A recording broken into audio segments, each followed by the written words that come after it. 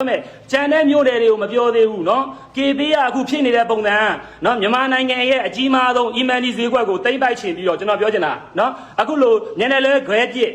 နော်ကျွန်တော်ပြောမယ်ကျွန်တော်တို့နေနေတဲ့အခုကျန်တဲ့မြို့နယ်တစ်မြို့နယ်တဲ့တောင်တော့မှ KB ကမန္တလေးမြို့နယ်တစ်ခုတည်းတောင်မှ KB က3လမှာအမှုပေါင်း300ကျော်တက်တယ် KB ကနေလိန်ခံရတဲ့လူတွေ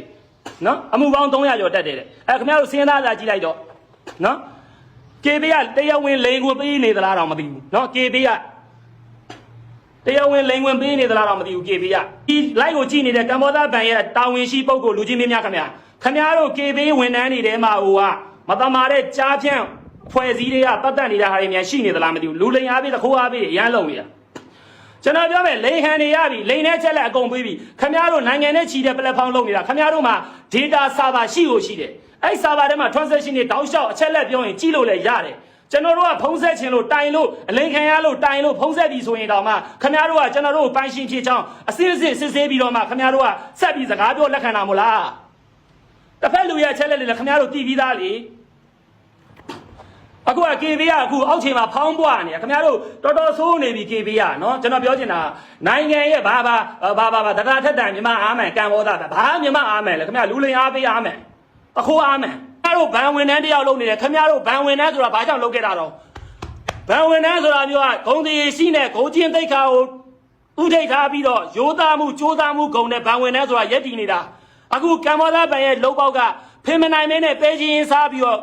့ဘန်ဝင်တန်းဆိုတာလေဘုတ်ထုတ်ဈေးတဲ့အဆင့်သားလောက်ရှိတယ်ရှောက်သီးဈေးပြားတဲ့အဆင့်သားလောက်ရှိတယ်မာကတ်တင်းဆင်းခိုင်းနေတာခွေးလုံနွားလိုဆင်းခိုင်းနေတာအားလုံးပဲမင်္ဂလာပါဒီကနေ့မှာတော့ KB ဝန်ထမ်းတွေထဲမှာကြားဖြန့်တွေပါဝင်နေပြီလို့ KB အကောင့်ကနေငွေလိမ်ခံရတဲ့လုပ်ငန်းရှင်တဦးရဲ့ရုပ်သံကိုတင်ဆက်ပေးချင်ပါတယ်ရခိုင်လပိုင်းကလည်းဦးရီဒူစင်ကတ်နဲ့ဖွင့်ထားတဲ့ KB သုံးစွဲသူတွေရဲ့အကောင့်တွေထဲကနေငွေတွေခိုးယူခံရမှုတွေဖြစ်ပွားနေပြီးငွေတွေဆုံးရှုံးနေတာကြောင့် KB အသုံးပြုသူတွေအနေနဲ့ KB အကောင့်လုံခြုံရေးအပေါ်စိုးရိမ်နေကြတယ်လို့သိရပါတယ်။ငွေခိုးခံရတဲ့သူတွေထဲမှာ KB နဲ့ KBZ ဘဏ်အကောင့်ချိတ်ဆက်ထားသူတွေလည်းပါတယ်လို့ KB တီးတန့်သုံးသူတွေလည်းပါကြောင်း KB အသုံးပြုသူတချို့ဟာဆိုရင်လက်ပွေရနဲ့မျက်နှာ ID စနစ်ပင်ထားရှိပေမဲ့ KB အကောင့်ထဲကနေငွေတွေခိုးယူခံနေရတာဖြစ်တယ်လို့သိရပါတယ်။ဘာတာပြီလားအခုတက်ကနံပါတ်ထပ်ယူလိုက်မယ်လေအခုငါတို့ကအခုလောက်လျှောက်ပေးထားတယ်ပြောနေတယ်လေငါညမရဲစကန်ထောက်ကန်တာလည်းပေးထားတယ်အမှုဖွင့်ဆိုတာမျိုးကနင်တို့လည်းပို့ထားတယ်ဆိုရင်လည်းထောက်ခံတာလည်းတော့မရဘူးအခုဖွင့်လာမှရမှာနင်တို့ကမဟုတ်ဘူးငါညမရဲ့နင်တို့ဒီ platform ပေါ်မှာဖြစ်သွားတဲ့ပြဿနာကိုနင်တို့ကရဲစကန်သွားပြီးအမှုပတ်နေတာငါညမတို့ကအမှုဖွင့်တယ်ဆိုတာထိုက်တဲ့လို့လွယ်တယ်ထင်လို့လားဘာလို့အဲ့ဒီစင်ကြီးကိုခက်အောင်လုပ်ထားတာတော့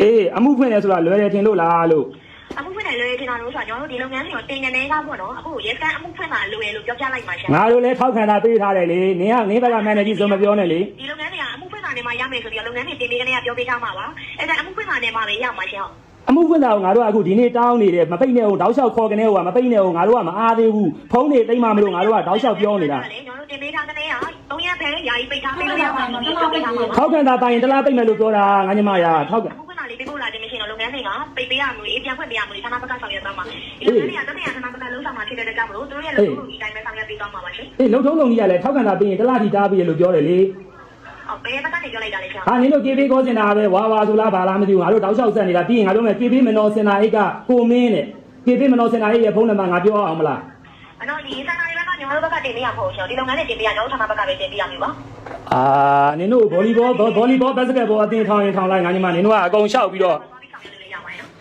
ဆန်တော်ငါတို့ကသွားပြီးပြီလေဆန်တော်ထောက်ခံတာပေးပြီလေငါညီမအခုကမဟုတ်နင်ကဘာလို့ပြောနေတာလဲအခုငါတို့ကပြောနေပြီဒီဖြစ်စဉ်ကမပြီးသေးဘူးအမှုဖွင့်တာထပ်ပေးမယ်ဒီဥစ္စာကိုနင်ကတစ်ဖက်ကဥစ္စာကိုပိတ်လိုက်ပြီလားဒီလုပ်ငန်းတွေအအောင်တိုင်းဆောင်ရလို့မရတော့ဘူးပြောပြနေအေးအဲ့ဒါထပ်တင်လိုက်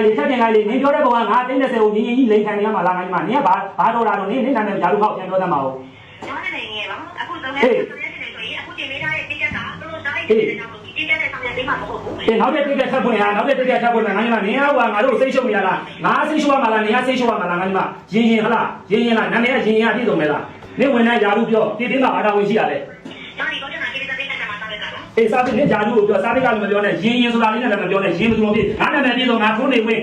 နော်ငါနာမည်ပြည့်စုံဖုန်းနေဝင်အေးမရှိရင်နင်ကငါဘယ်လိုပုံစံဆက်ဆံကြရလို့ရပါတော့တော့ပြရမယ်ပုံစံပြရပါရှင်အေးငါတို့တိကျပိတ်သွားပြီဆိုရင်ငါတို့တိကျဖွင့်လိုက်တိကျဖွင့်လိုက်တင်ပေးပါရှင်တင်ပေးရမှာမင်းရပါရှင်အေးဖွင့်လိုက်ပိတ်လိုက်ပြီဆိုပြီးတော့လောက်တာက အခုခေါ်တဲ့နံပါတ်ပဲလေ256996တော့ 我刚才是哪里？ ရောဘာမျိုးပြောလိုက်အခုမျိုးသမီးကတော့ပါရှိရော 好，完全有可能对吧？ အခုတွေ့လားကျွန်တော်မိတ်ဆွေတွေဒီဥစ္စာကို share ထားပြီနော်သူတို့ KB ကကောစင်တာစောက်တလွဲလုပ်နေတာ share ထားပြီအကုန်သိအောင် share နော်စောက်တလွဲ KB ကတွေ့လားလုပ်နေတဲ့ပုံစံစောက်တလွဲရဲ့ကျွန်တော်တို့ခင်ဗျားတို့ညာခံမှုတဲ့သူတွေငြိမ်ခံမနေနဲ့နော်ကျုပ်ကဒီပတ်စံလေးလောက်နဲ့ဘာမှမဖြစ်ဘူးဆိုပေမဲ့ကရုံးပေါ်ထိတ်ကွက်ကြီးနော်ကျွန်တော်ပြောမယ်ကြံတဲ့မျိုးတွေကိုမပြောသေးဘူးနော် KB ကအခုဖြစ်နေတဲ့ပုံစံနော်မြန်မာနိုင်ငံရဲ့အကြီးမားဆုံး emergency ဈေးကွက်ကိုတိမ့်ပိုက်ချင်ပြီးတော့ကျွန်တော်ပြောချင်တာနော်အခုလိုညနေလဲခွဲပြစ်နော်ကျွန်တော်ပြောမယ်ကျွန်တော်တို့နေနေတဲ့အခုကြံတဲ့မျိုးနယ်တစ်မျိုးနယ်တဲ့တောင်တော့မှ KB ကမန္တလေးမျိုးနယ်တစ်ခုတည်းတောင်မှ KB က3လမှာအမှုပေါင်း300ကျော်တက်တယ် KB ကနေလိန်ခံရတဲ့လူတွေနော်အမှုပေါင်း300ကျော်တက်တယ်အဲခင်ဗျားတို့စဉ်းစားကြည့်လိုက်တော့နော် KB ကတရားဝင်လိန်ကိုပေးနေသလားတော့မသိဘူးနော် KB ကတရားဝင်လိန်ဝင်ပေးနေသလားတော့မသိဘူး KB ကနော်ဘယ်မြန်မာနိုင်ငံရဲ့တကယ်ငွေကြေးပလက်ဖောင်းလုပ်နေပြီးတော့တရားဝင်လိန်ဝင်ပေးနေရလားဟိုအားရပြီသူတို့မြန်ဟိုမလိန်ခံရဘဲနဲ့သွားပြီးတော့လိန်ခံနေရပါတယ်ပြောနေတဲ့အတိုင်းပဲအချက်လက်အကုန်ပေးပြီးသားကိစ္စဟိုတခိုးဝါပြီးတော့ဆက်သွယ်နေမှမရှိဘူးဒီဘက်ကကိုယ့်ဖြစ်တည်မှုနဲ့တိုင်တန်းပြီးတော့ပြောနေတာဟုတ်လားကျွန်တော်တို့ကဘယ်နှွေဘယ်ရွေဘယ် transaction ငွေအမောင်းဘလောက်ဘန္ဒနာကြီးမှာဘလိုမျိုးလောက်ခံလိုက်ရတာပြောနေပြီလုပ်ပြီးတော့လေဘာတော့ဘုံဗန်သူတို့ပါစက်ထဲကစကလုံးနဲ့ရှောက်ပြောနေတာမသိရင် KB ဝန်ထမ်းတွေရမှာဟိုကကျွန်တော်ပြောမယ်ဒီ live ကိုကြည့်နေတဲ့ကမ္ဘောဇဘဏ်ရဲ့တာဝန်ရှိပုဂ္ဂိုလ်လူချင်းမင်းများခင်ဗျားတို့ KB ဝန်ထမ်းတွေထဲမှာဟိုကမတမာတဲ့ကြားဖြန့်ဖွဲ့စည်းတွေကပတ်သက်နေတာဟာတွေများရှိနေသလားမသိဘူးလူလိန်အားပြီးတခိုးအားပြီးအရန်လုံနေတာကျွန်တော်ပြောမယ်လိန်ဟန်တွေရပြီလိန်နဲ့ချက်လက်အကုန်ပေးပြီခင်ဗျားတို့နိုင်ငံနဲ့ချီတဲ့ platform လုပ်နေတာခင်ဗျားတို့မှာ data server ရှိကိုရှိတယ်အဲ့ server ထဲမှာ transaction တွေတောက်လျှောက်အချက်လက်ပြောရင်ကြည့်လို့လည်းရတယ်ကျွန်တော်တို့ကဖုံးဆက်ခြင်းလို့တိုင်လို့အလိန်ခံရလို့တိုင်လို့ဖုံးဆက်ပြီးဆိုရင်တော့မှခင်ဗျားတို့ကကျွန်တော်တို့ပိုင်ရှင်ဖြစ်ချောင်းအစစ်စစ်စစ်ဆေးပြီးတော့မှခင်ဗျားတို့ကဆက်ပြီးစကားပြောလက်ခံတာမို့လားတစ်ဖက်လူရဲ့အချက်လက်တွေလည်းခင်ဗျားတို့တည်ပြီးသားလေအခုက KB ကအခုအောက်ခြေမှာဖောင်းပွားနေခင်ဗျားတို့တော်တော်ဆိုးနေပြီ KB ကနော်ကျွန်တော်ပြောချင်တာနိုင်ငံရဲ့ဘာတတာထက်တန်မြန်မာအားမှန်ကံဘောသားဘာမြန်မာအားမှန်လဲခင်ဗျားလူလိန်အားပေးအားမှန်အခုအားမှန်ကျွန်တော်ဒီလိုပြောတာခင်ဗျားတို့လုပ်ငန်းကိုထိခိုက်ခြင်းလို့ပြောတာမဟုတ်ဘူးအခုဖြစ်ပြနေတာမြေပြင်မှာခင်ဗျားတို့ရှင်းပြရမှာနော် KB လုပ်နေတာရေဟုတ်ဘူးခင်ဗျားတို့နော်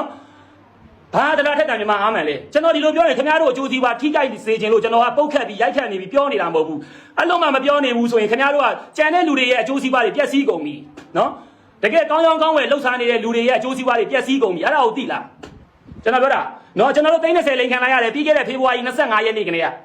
အခု2025ဖေဖော်ဝါရီ25ရက်နေ့ကနေကအလိန်ခံလိုက်ရတယ်ကျွန်တော်ကဒီလိုပြောနေလို့ကမ္ဘောဇဘဏ်ကြီးပျက်စီးပါသေးတော့ KB ဆိုတာမျိုးကြီးကိုပြိုကွဲသွားပါသေးတော့စိတ်နဲ့ပြောနေတာမဟုတ်ဘူးခင်ဗျားတို့အကျိုးစီးပွားကိုတိုက်ခိုက်နေတာမဟုတ်ဘူးခင်ဗျားတို့ပုံပြီးတော့အကျိုးဖြစ်ထွားအောင်နော်အခုကခင်ဗျားတို့အကျိုးစီးပွားလာဖြစ်နေမယ်ကျုပ်တို့အောက်ခြေကကောင်းကောင်းဝဲလှုပ်ရှားနေတဲ့လူတွေရဲ့အကျိုးကပျက်စီးနေပြီသိလားအကျိုးပျက်စီးနေပြီလူများအကျိုးပျက်စီးနေပြီခင်ဗျားတို့ KB ရဲ့ဆောက်ကန်ကအလုံးလုံးနေတဲ့အဆင့်ပုံစံတွေကအခုလုပ်ငန်းတွေလည်းပြောထားပြီးပြီဟုတ်လားတက်ဆိုင်ရရက်ွက်ထောက်ခံတာရဲစခန်းအခုကျွန်တော်ဒီနေ့အမှုရဲစခန်းထပ်သွားခဲ့တယ်အမှုဖွင့်ဖို့ဖုန်းနှလုံးသိမ်းနေတယ်ရောဟုတ်လားစင်းတက်တွေယူထားမယ်တွေရောကျုပ်တို့ကဘာသွားလုပ်စားမှာတော့ခင်ဗျားမသိရင်တခါတည်းဟိုကိစ္စကိုယတိပြတ်ထည့်လိုက်တဲ့အတိုင်းပဲလိန်ကန်လိုက်ရတာအဲ့ဒီဖုန်းနံပါတ်နဲ့လေအဲ့ဖုန်းနံပါတ်ကိုဟိုရဲစခန်းသိမ်းထားပါတယ်ဆိုမှတော့အဲ့ဒီ KB ကောစင်တာငါတို့ဘယ်လိုလုပ်ပေးမယ်ဆိုတဲ့လုပ်ငန်းတွေလည်းမပြောဘူးအခုပေးလိုက်အခုစင်းခဲ့ကိုဘယ်ကိုဆက်သွယ်ရမယ်ပြီးရင်ဘာဆက်လုပ်မယ်ဘယ်လိုလုပ်ပေးမယ်ဘာမှဖြစ်စေမပြောပြဘူးမရှင်းပြဘူးနော်KB ကောစင်တာကြီးကပေးထားပြီးရင်တဲ့စကန်မှုနဲ့နေထိန်နေတဲ့ဟလာလာမယ်လုပ်ပေးမယ်တဲ့လွယ်ရလားအမှုတစ်ခုဖွင့်နေဆိုတာမျိုးကကျွန်တော်တို့ဖြစ်တည်မှုနဲ့ဟလာဖြစ်သွားတဲ့အနေအထားတွေကိုကျွန်တော်တို့ကပြောပြပြီးတိုင်တန်းနေပြီဆိုရင်ခင်ဗျားတို့ဘက်ကလုပ်ပြီးတော့လေခင်ဗျားတို့ KB ဒီမြန်မာနိုင်ငံရဲ့ e-money platform ခင်ဗျားတို့နော်လော်ဝယ်တီအုပ်ချင်ပြီးတော့လုပ်ထားပြီးပြီခင်ဗျားတို့မှလည်းအကျိုးစီးပွားအများကြီးဖြစ်ပြီးပြီ KB ရဲ့နော်တောင်ပင်ရှိလူကြီးမင်းများအကုန်လုံးဒီဗီဒီယိုဖိုင်ကို share ပါခင်ဗျားတို့ကျွန်တော်တို့အညာခံဘူးတဲ့လူတွေ KB ကနေလိန်ခံဘူးတဲ့လူတွေငြိမ်ခံနေနဲ့ share ကျွန်တော်ပြောတဲ့စကားလုံးတွေကျွန်တော်တာဝန်ယူတယ်နော် share အခုဖြစ်ပေါ်နေတာ KB ကဘယ်လိုလဲသိလားလိန်သွားပြီလိန်သွားတဲ့လူရဲ့ဥစ္စာကိုလိန်ခံလာရတဲ့လူကိုပဲသိရမလားငင်လေးနေဆိုပြီးတော့မှသိရမလားထပ်မလုံးနဲ့ငင်လေးနေဆိုတဲ့လောက်ထားတဲ့ပုံစံကြီးအစင်းမလိုလားတဲ့လုပ်ငန်းစဉ်တွေကဇက်ရှုပ်လိုက်တာမှအများကြီးပဲနော်ကျွန်တော်ပြောပြမယ်ဘယ်လိုမျိုးဇက်ရှုပ်အောင်လုပ်ထားလဲဆိုရင်အခုကျွန်တော်မိတ်ဆွေကြည့်နေတဲ့လူနော်မင်္ဂလာပါအားလုံးမင်္ဂလာပါနော်ဘယ်လိုဇက်ရှုပ်အောင်လုပ်ထားတယ်လဲဆိုရင် KB အခုဒါ KB ကောစင်တာကိုဆက်နေတာကျွန်တော်တို့ဒါကျွန်တော်မျိုးသမီးနော်ခုနကကျွန်တော်ခေါ်ပြီးပြီနော်ဘယ်လိုဇက်ရှုပ်အောင်လုပ်ထားတယ်လဲဆိုတာကျွန်တော်ပြောပြမယ်နော်ကျွန်တော်တို့တရင်ချက်လက်အကုန်ပြေးဝပေးပြီးပြီတို့မှ data server ရှိတယ်တို့ကြည့်ရတော့မှသွားကြည့်လိုက်တော့ဟုတ်လား ပန်ကန်နေပြီဆိုရင်ကျွန်တော်တို့ဒါဘလို့ပဲလောက်ရမယ်ဆိုတဲ့လုပ်ငန်းစဉ်အစဉ်စစ် procedure ဘာပြီးရင်ဘာလုပ်ဘာပြီးရင်ဘာလုပ်ပါဆိုတဲ့ဖြစ်စဉ်ကိုတစ်ဖက်လိန်ခံလိုက်ရတဲ့လူကိုပြောပြပြီးတော့အခုကပြောပြမပေးတဲ့ပြင်သူတို့ကဘာလုပ်နေလဲဆိုတော့ဟိုသွားတောင်းလိုက်ပါအောင်ပထမအဲ့ဒီ KB ကိုစင်တာမနော်ကဟလာအဲ့မှာနှစ်ဖူးပြောင်းပြောင်းနဲ့ကိုမင်းဆိုတဲ့လူတယောက်ကျွန်တော်တို့ထောက်ခံတာတောင်းပါဆိုလို့ကျွန်တော်တို့ထောက်ခံတာပေးပြီနော် KB ထောက်ခံတာပေးပြီဘာလဲ KB ထောက်ခံတာရဲစခန်းထောက်ခံတာလေ KB ထောက်ခံတာဖြစ်နေပါရဲစခန်းထောက်ခံတာသွားတောင်းဟုတ်ပြီကျွန်တော်ရဲစခန်းထောက်ခံတာသွားတောင်းနဲ့ပေးပြီအဲ့ရဲစခန်းထောက်ခံတာအထက်စီတောင်မရောက်သေးဘူးတဲ့ကျွန်တော်ဘာထက်လောက်ရလဲဆိုရင်ကမ္ဘောဇ application တွေကနေပြီးတော့အကြံဉာဏ်ပြုရန်အကူအညီတောင်းခေါ်ရန်ဆိုတဲ့ခလုတ်တရားတွေထပ်ဝင်ပြီးတော့ဖြစ်စဉ်တွေဓာတ်ပုံတွေအဲ့ဒီရဲစခန်းထောက်ခံတာတွေပုံထပ်ပို့ပြီးပြီဒီနေ့ကျွန်တော်နည်းနည်းဒေါသထက်သွားလို့ဖြစ်သွားရင်အားလုံးတောင်းမှတ်တယ်ဘာကြောင့်လဲလို့ပြောရင်ကျွန်တော်တို့ရဲ့လုပ်ငန်းစဉ်တစ်ကက်နံပါတ်ကိုသူကဖျက်သိမ်းလိုက်ပြီတဲ့ကျွန်တော်တို့စီကခွင့်ပြုချက်ယူသလားနော်ဖျက်သိမ်းလိုက်ပြီဆိုတော့တရားသူကတခိုးအားပေးပဲလေကျွန်တော်ပြောတာကျွန်တော်စကားကျွန်တော်တာဝန်ယူတယ်ခင်ဗျားတို့ KB ဝန်ထမ်းတွေထဲမှာဟိုကကြားဖြန့်တွေလူလိန်တွေပါနေပြီလားဒါမှမဟုတ်ရင်ကမ္ဘောဇဘန်ကြီးဟိုကဘာလဲဘယ်လဲဘလို့လုပ်နေတာလဲကျွန်တော်ဒီလိုပြောရင်ကျွန်တော်ခင်ဗျားတို့ KB ကိုကမ္ဘောဇဘန်ကိုအကျိုးစီးပွားမလားဖြတ်ပါသေးပြတ်ပါသေးဆိုပြီးပြောနေတဲ့အတိုင်းပဲကျွန်တော်ပြောနေတာကမ္ဘောဇဘန်ကအကျိုးစီးပွားပြတ်စေခြင်းလို့ပြောနေတာမဟုတ်ဘူးခင်ဗျားတို့လုပ်နေတဲ့ပုံစံလူတကားတကာရဲ့လူများတကာရဲ့အကျိုးစီးပွားပြတ်စည်းနေပြီနော်မန္တလေးမြို့နယ်တစ်ခုတည်းကျွန်တော်နေတဲ့ဒီမြို့နယ်တစ်ခုတည်းမှာတောင်မှ3လအတွင်းနဲ့ကျွန်တော်အခုရဲစခန်းရောက်ခဲ့တာနော်3လအတွင်း KB ကနေပြီးတော့မှလိန်လို့ဖြစ်သွားတဲ့အမှုပေါင်း300ကျော်တယ်တဲ့ကျွန်တော်ပြောမယ်တစ်လကိုအမှု100လောက်လိန်ခံနေရတာတမြို့နယ်တဲ့မန္တလေးမြို့တနိုင်ငံလုံးကိုခင်ဗျားတို့တွက်ကြည့်လိုက်ဒါလက်ရှိနော်လက်ရှိ2025မှာနော်လက်ရှိနော်မန္တလေးတမြို့နယ်တဲ့3လကိုအမှုပေါင်း300ကျော်ပြီတဲ့တွက်ကြည့်လိုက်တစ်လကိုလူ100ကျော်လိန်ခံနေရတာ KB ကနေဒါတော့မှရဲစခန်းကိုလာမတိုက်တဲ့လူတွေမပါဘူးနော်မတင်သားဆိုမရသေးဘူးမရသေးဘူးအခုကသူတို့ကလူလေကြနေကျွန်တော်တို့ကျတော့ချွေးသိပ်ဟလားသွေးဆူသွားတော့ချွေးသိပ်ဟလားဘာလို့ပြောမယ်ညာလို့ပြောပါမယ်ကျွန်တော်ပြောမှာကျွန်တော်ပြောတယ်ဆိုတာကျွန်တော်တို့ဒီပတ်စံကကျွန်တော်ပြန်ဆိုင်ရတယ်ဒါပေမဲ့ကျွန်တော်မခံနိုင်ဘူးနော်ကျွန်တော်ဒီအကြောင်းအရာဘာကြောင့်မလို့ဒီလိုတွေမျှဝေပေးနေဆိုရင်ဟလားကျွန်တော်လို့မဖြစ်ရအောင်ဆိုတဲ့စေတနာပါတယ်ကြံတဲ့လူတွေတကယ်ခက်ခဲနေတဲ့လူတွေဟလားတကယ်ကိုနော်အစင်မပြေနေတဲ့လူတွေပတ်စံစေချီဆိုတဲ့ပမာဏဘဝပြတ်သွားနိုင်တဲ့လူတွေရှိတယ်အဲ့လိုလူတွေအသိပညာရပါစေရောဆိုတဲ့ကျွန်တော်စေတနာပါတယ်နော်ပြီးရင်နောက်တစ်ခုကအားလုံးဒီဟာနဲ့ပတ်သက်လာရင်မလိမ္မာစေတော့အလိမ္မခံထိပါစေနဲ့ဆိုတဲ့ကျွန်တော်ပညာပေးတာဖြစ်တယ်နောက်တစ်ခုကအခုကမ္ဘောဇဘက်မှာအောက်ခြေမှာဖြစ်ပြနေတာကိုတာဝန်ရှိလူကြီးမင်းနေနော်ကမ္ဘောဇဘက်မှာရှင်ဦးအောင်ကိုဝင်းပေါ့နော်ဥက္ကဋ္ဌနဲ့တကွာဒီအခုလက်ရှိတာဝန်ယူထားတဲ့သူသမီးတွေဟလားလက်ရှိ KB ဟိုမှာဦးစီးဦးဆောင်လုပ်နေတဲ့ CEO နိုင်ငံသားတွေဟလားခင်ဗျားတို့တွေအောက်ခြေမှာ KB ကအခုလိုမျိုးလက်လွတ်စပွဲပေါက်လို့ပဲသားဖြစ်နေတာကိုသိလားပေါက်လို့ပွဲသားဖြစ်နေတာကိုသိလား KB ကလူလိန်အားပေးသခိုးအားပေး KB ကပေါက်လို့ပွဲသားကိုဖြစ်နေတာဈေးချိုအိမ်နာလည်းဖွင့်ပေးကားဂိတ်လည်းဖွင့်ပေးနော်အခုလိုမျိုးအောက်ခြေထဲမှာခင်ဗျားတို့ကနော်ဘလို့ဖြစ်နေလဲအကောင့်တွေဖောင်းပွားနေတယ်အခုကျွန်တော်ပြောနေပါတယ်ဆိုတော့ကျွန်တော်ကိုလိန်သွားတဲ့တင်းကြီး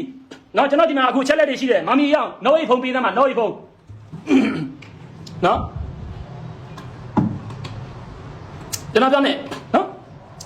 ်ခင်ဗျားတို့ KB ကစောက်ရမ်းနိုင်ငံရဲ့ဟလားဘန်ပထမတန်းသားဘန်လုပ်နေပြီးတော့အပေါ်သားစောက်ရမ်းဆန်နေပြီနော်အပေါ်သားစောက်ရမ်းဆန်နေပြီပြီးရင်နောက်တစ်ခုကညနေလွဲခဲပြီးစောက်ရမ်းလုပ်နေပြီတစ်ဖက်လူကလိန်ခံရပါပြီလို့ကျွန်တော်တို့ကပြောနေဘာကိစ္စမလိုလားတဲ့အဆင့်တွေအများကြီးခံနေရတာခင်ဗျားတို့ကတခိုးကိုလူလိန်ကိုဘာလို့ကာပါပေးနေရတာတော့ကျွန်တော်မေးပြီဟလာအဲ့ကျွန်တော်အခုမေးတဲ့မေးခွန်းတွေခင်ဗျားတို့အကုန်သိသွားအောင်ညာခံပူတဲ့လူတွေခင်ဗျားတို့ငိမ့်ခံမနေနဲ့ share အခုဗီဒီယိုလေးကိုကျွန်တော်ကို share ပေးကြဒါမှကမ္ဘောဇဘန်ရဲ့လက်ရှိကျွန်တော်ကတော့ share လုံးကျွန်တော်ကအခုလက်ရှိ Facebook ကနော်လောလောဆယ်ကျွန်တော် share ခွင့်ပိတ်ခံထားရတယ်နော်အခုဖြစ်နေတဲ့ဖြစ်ပေါ်ကဘာလဲဆိုရင်ကျွန်တော်ပြောပြမယ်အောက်ခြေမှာလိန်ကျင်တဲ့ကောင်တွေက KB ရဲ့အကောင့်ကိုနော်အောက်ခြေလူတန်းသားရဲ့မှတ်ပုံတွေနဲ့ဖွင့်ထားတာအောက်ခြေလူတန်းသားရဲ့လိန်တဲ့လူကသူ့ရဲ့သတင်းအချက်လက်အတိအကျနဲ့လိန်တာမဟုတ်ဘူး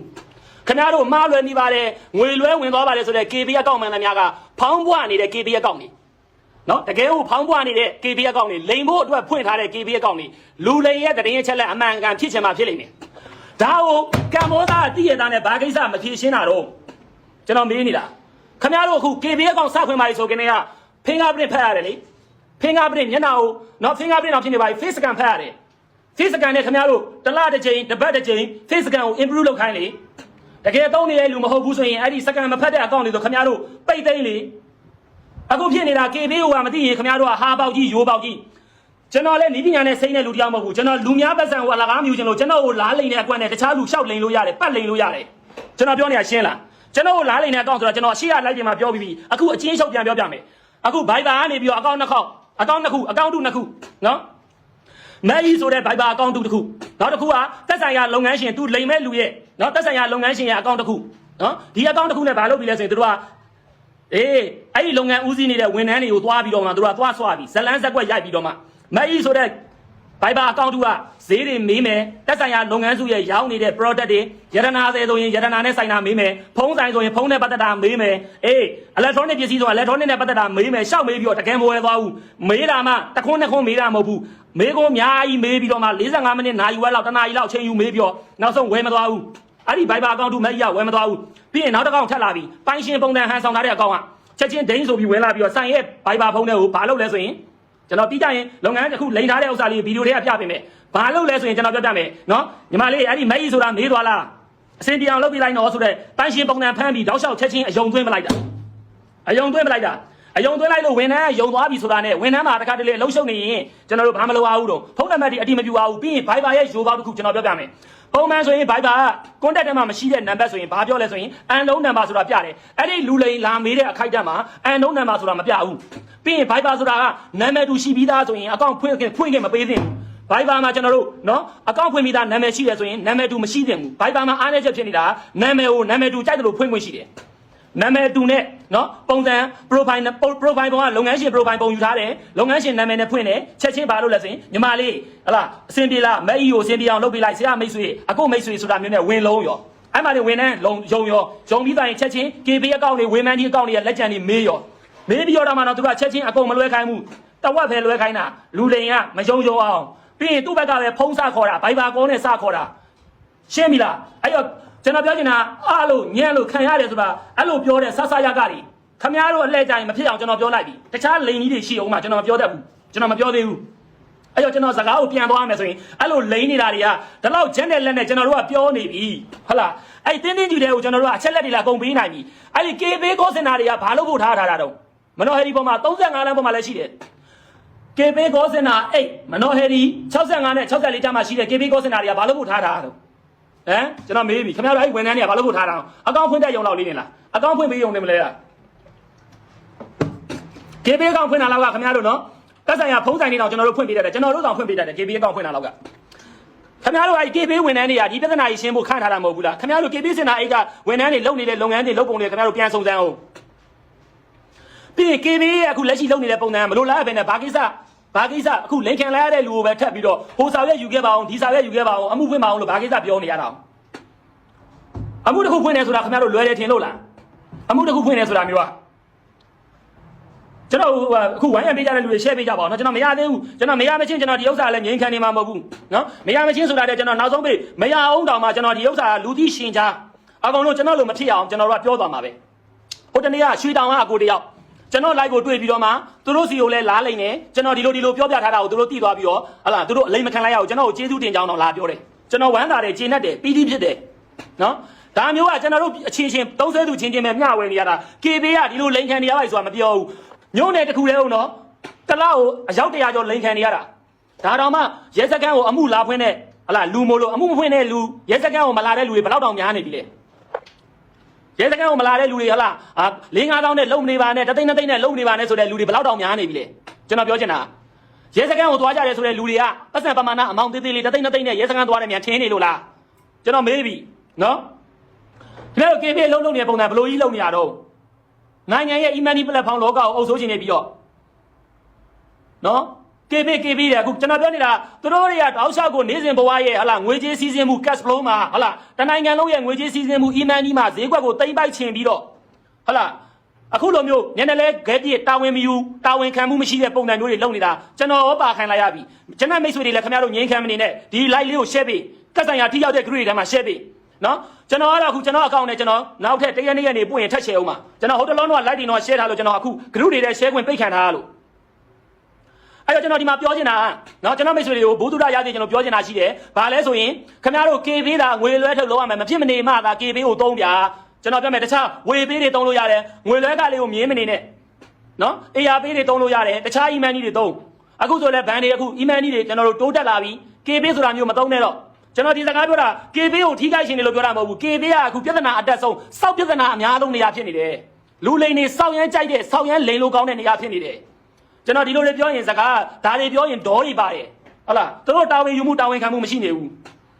ကျွန်တော်တို့အခုလိန်ခံလိုက်ရပါပြီဘဲပကံပမနာဘလောက်ဘဲချင်းလုပ်ငန်းတင်နံပါတ်ဘလောက်ဘဏ္ဍနာကြီးမှာဟုတ်လားကျွန်တော်တို့ဒီလောက်အပြည့်စုံချက်လက်ပြည့်ပြီးဖြည့်ပေးနေပြီပဲကျွန်တော်ပြောနေတာဟုတ်လားသူတို့ကဘာလို့ရတော့မှာတော့တစ်ဖက်ရဲ့လိန်သွားတဲ့လူကိုဆက်သွယ်လို့မရရင်သူတို့ကတာဝန်ယူပြီးတော့မှငွေထုတ်ပေးရမှာလေကျွန်တော်တို့အခုလိန်လို့တိုင်တဲ့လူစီကဘာချက်လက်တက်တေကပစ္စည်းယူထားခြင်းတော့ယူထားကျွန်တော်ပြောချင်တာလုပ်ငန်းလိုင်းတွေကိုယူထားမလားအိမ်အောင်စုတရားယူထားမလားမပုံနေဟုတ်လားမိတ်ဆွေယူထားမလားအကုန်ယူထားလို့ရတယ်လိန်ခံလိုက်ရတဲ့လူကကိုယ့်ဖြစ်တည်မှုနဲ့လိန်နေပြီပဲကျွန်တော်ထုတ်ပေးလိုက်အောင်သူ့ထဲကဘာတပြားပွန်းပဲပါသွားမှာမလို့တော့ KB ကကျွန်တော်ကဒီလိုပြောတယ်ဆိုတာကျွန်တော်ကပိုးခံပြင်းတယ်ကျွန်တော်ကဘာတားလိုက်နိုင်တယ်ကျန်တဲ့လူတွေဆိုတာမျိုးကကျွန်တော်တို့ဘာလုပ်လဲဆိုရင်လိန်သွားတယ်တစ်ဖက်ကငွေထုတ်သုံးသွားပြီဟုတ်လားအဲ့လိုဖြစ်စင်နေလဲအများကြီးပဲလိန်ခံလိုက်ရတယ်ရောင်းမဝယ်မဖြစ်တယ်ဟုတ်လားကန်ဆယ်မဲတွေထိုးတာတွေရှိမယ်ကျွန်တော်ဒေါသထွက်ရတဲ့အကြောင်းကျွန်တော်ပြောနေတာကျွန်တော်လောင်းကစားလုပ်လို့မဟုတ်ဘူးလောဘနဲ့ရောင်းမဝယ်မဖြစ်တာမဟုတ်ဘူးကျွန်တော်တို့ပစ္စည်းတွေဝယ်တာရှောက်ဝယ်တာလည်းမဟုတ်ဘူးဟုတ်လားကျွန်တော်တို့စီမှာဟိုတမင်တက်ပိုင်ရှင်ပုံစံဖမ်းပြီးတော့လားလိန်သွားတာလိန်သွားတဲ့အလိန်ကိုတိတိချင်းကျွန်တော်တို့ကဘာတားလိုက်နိုင်တယ်ဟုတ်လားတက်ဆိုင်ရာအချက်လက်ပေးပြီးတာတောင်မှ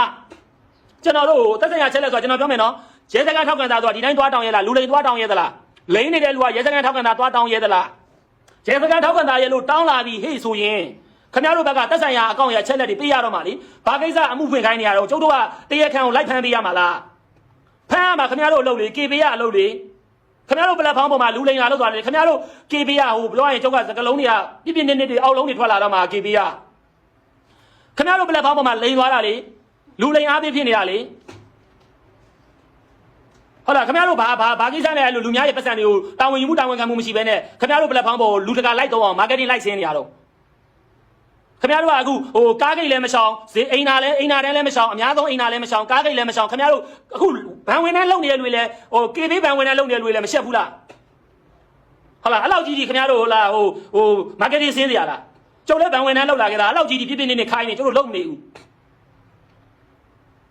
ဇုတ်ကမဟာရီယာ marketing တွေလွတ်စင်တနိုင်ငံလုံး email ဈေးကွက်ကိုသိမ့်ပိုက်ခြင်းအခုလိုမျိုးစောက်ပြဿနာတွေ KB အကောင့်ဖောင်းပွားမှုကြောင့်ဖြစ်ပေါ်လာတဲ့စောက်ပြဿနာကြတော့ညနေလဲခွဲပြစ်အခုကကျွန်တော်တို့30လိန်ခံလာရပြီလိန်ခံလာရတဲ့လို့တော့ကျွန်တော်30လာလိုက်တာနော်ကျွန်တော်တို့က20ပဲထိသွားတာကန်အစိုးရအကောင့်ပြောရမယ်20လွှဲပြီးတဲ့အချိန်မှာကျွန်တော်တို့ limit ထိသွားတယ် limit ထိသွားတော့မှလူလိန်ကနောက်ထပ်10သိန်းမလွှဲမချင်းစောင့်နေတာအဲ့ဒီအချိန်ကိုခွင်ကောင်းယူပြီးတော့ကျွန်တော်က KB ကောစင်တာကိုဖုံးဆက်ပြီးဘာတားလိုက်နိုင်တယ်ဘာတားလိုက်နိုင်တယ်ဆိုရင်သူတို့ကဘာလုပ်ပြရတော့မှာတော့ကျွန်တော်ကိုပတ်စံရှိရမရှိဘူးဟုတ်လားနောက်တစ်ခုကဒီဥစ္စာနဲ့ဆက်အကောင့်တွေကဘယ်သူတွေပါဒါပေးတော့လေကျွန်တော်တို့ဘက်ကဖြစ်တည်မှုနဲ့တိုင်းနေပြီဟုတ်ပြီကျွန်တော်တို့ကအခုဟိုနောက်တစ်ခုအမှုဖွင့်ရမှာဆိုရင်လေကျွန်တော်တို့ဖြစ်စေချင်တာအမှုဖွင့်တဲ့လူတွေမခက်ခဲအောင်ခင်ဗျားတို့လုပ်တင်တယ်ဟုတ်လားခင်ဗျားတို့မှာတရင်ချက်လက်အမှန်ကန်ရှိတယ်ဆိုရင်ခင်ဗျားတို့ကဘာလုပ်တင်တာဒီချက်လက်ကိုဟုတ်လားစာပဲစာတန်ထုတ်ပေးရမှာကျွန်တော်ဆိုလို့ချင်တာထားပါကျွန်တော်အခုလိန်ခံရလို့တိုင်ပြီကျွန်တော်ကတရင်ချက်လက်အတိအကျပေးနိုင်ပြီကျွန်တော်ဖုန်းနံပါတ်နဲ့ကျွန်တော်ငွေလွှဲလိုက်မိတယ်လူလိန်ကောင်လေးကိုလူလိန်ကလိန်လိုက်လို့ပြောပြီးကျွန်တော်ကိုအချက်လက်တွေခင်ဗျားတို့ကစစ်ဆေးပြီးရင်ဟုတ်တယ်မှန်တယ်ဆိုတော့စာရဲထုတ်ပေးပြီးရဲစခန်းမှာအမှုဖွင့်မှာတက်တိကံပစ္စည်းသိမ်းစီရမလို့ပါဘူးသူ့ရဲ့နေရာချက်လက်ကိုချိန်မြင့်သွားလို့ရပါတယ်ဆိုတာခင်ဗျားတို့လုပ်ပေးလေစာပဲထုတ်ပေးလေအခုကျွန်တော်တို့အမှုဖွင့်ဆိုတာလွယ်တယ်မြတ်မှန်နေလား